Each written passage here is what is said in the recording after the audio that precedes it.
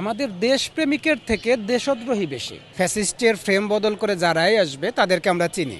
এই বাংলাদেশে আমরাও জন্মেছি, এই বাংলাদেশে তারাই রাজনীতি করেছে, আমরা দেখেছি। দেখেন, এই রূপ বদল করে আসেন আর বাদর লেস সহ আসেন কিংবা লেস কেটে আসেন, আপনারা যে বেশরম, আপনাদেরকে এই বাংলাদেশের মাটিতে যে আর জায়গা হবে না, এটা হয়তো আপনাদেরকে বুঝাইতে পারতেছি না।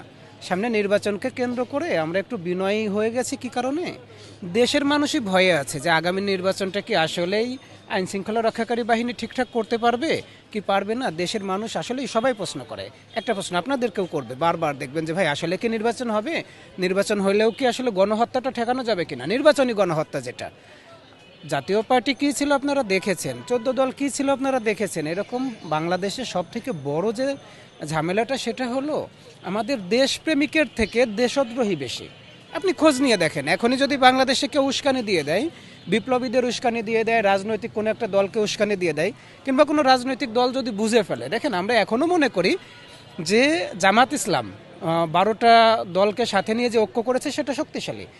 আবার ঠিক ওইভাবেই বিএনপি মনে করে যে আমরা যদি নির্বাচনের পরে কোনো জায়গায় আটকে যাই এবং আমরা যদি জাতীয় পার্টি 14 দল এরকম যারা বিশেষ করে স্বতন্ত্র থেকে কিন্তু ফ্যাসিস্টের অনেকেই গেছে আপনারা দেখেছেন, তাদেরকে জোটে নিয়ে যদি তারা নির্বাচন করতে চায় তারাও কিন্তু কোনো না কোনোভাবে বের হয়ে যাবে। আমরা রাজনীতিবিদদের কাছে একটাই আবেদন করব, দেশের জন্য রাজনীতি করেন। এটা হলো দলের জন্য রাজনীতি, যে কোনোভাবে ক্ষমতায় যেতে হবে, এটা হলো দলের জন্য রাজনীতি করা। আর দেশের জন্য রাজনীতি করা হলো কি আপনি যেভাবেই ক্ষমতায় যান, দেশের মানুষকে আর বিপ্লবীদেরকে এই যে ভয় দেখানোর প্রবণতা, দেশের মানুষকে জিম্মি করার প্রবণতা, এখান থেকে বের হয়ে এসে একটু দেশের মানুষের রাজনীতিটাও করেন।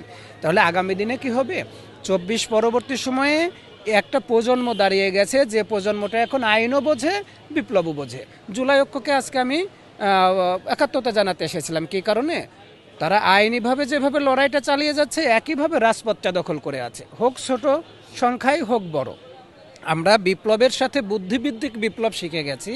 আগামী দিনে যে যেভাবেই ক্ষমতায় আসেন, ফ্যাসিস্টের পুনর্বাসন হতে দিবই না, কোনোভাবেই দিব না। আমাদেরকে মেরে ফেলবেন, আমাদেরকে ভয় দেখাবেন, আমাদের রক্তের উপর দাঁড়িয়ে পরবর্তী প্রজন্মটা কোনো না কোনোভাবে এই আন্দোলনটাকে চালিয়ে নেবে।